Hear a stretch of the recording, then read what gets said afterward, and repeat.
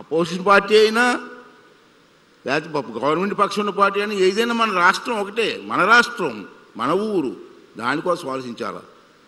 ప్రభుత్వం ఒక మంచి పనులు చేస్తున్నప్పుడు, మంచి అని తెలిసినప్పుడు ప్రతిపక్షం కూడా దానికి ఓటేయాలా, దాన్ని ఆమోదించాలా. ఆమోదించకుండా మేము ఆమోదించమండి, మా పార్టీ సిద్ధాంతం అండి, రాష్ట్రం పోయినా పర్లేదు, మన గ్రామాలు పోయినా పర్లేదు, కుటుంబాలు పోయినా పర్లేదు, మా పార్టీ సిద్ధాంతం, మేము అపోజిషన్ అంటే వెళ్ళకూడదు.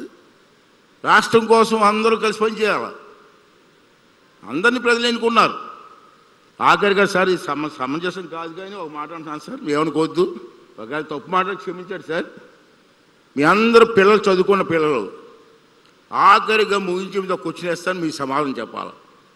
ఏంటంటే క్వశ్చన్ అంటే, ఒక ఉద్యోగస్తుడు ఉద్యోగం చేస్తూ ఉంటాడు, ఉద్యోగం సరిగ్గా చేయకపోతే ప్రభుత్వం ఏం చేస్తుందండి?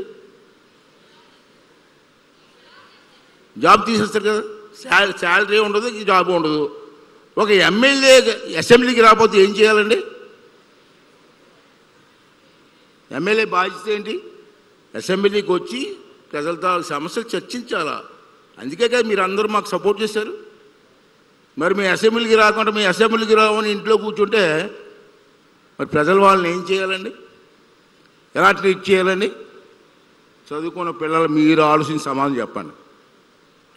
ఉద్యోగస్తులు ఉద్యోగం పోతే జీతం ఇస్తారా? మరి ఎమ్మెల్యే అసెంబ్లీకి రాకపోతే జీతం ఎందుకు తీసుకోవాలా? ఇది నా క్వశ్చన్.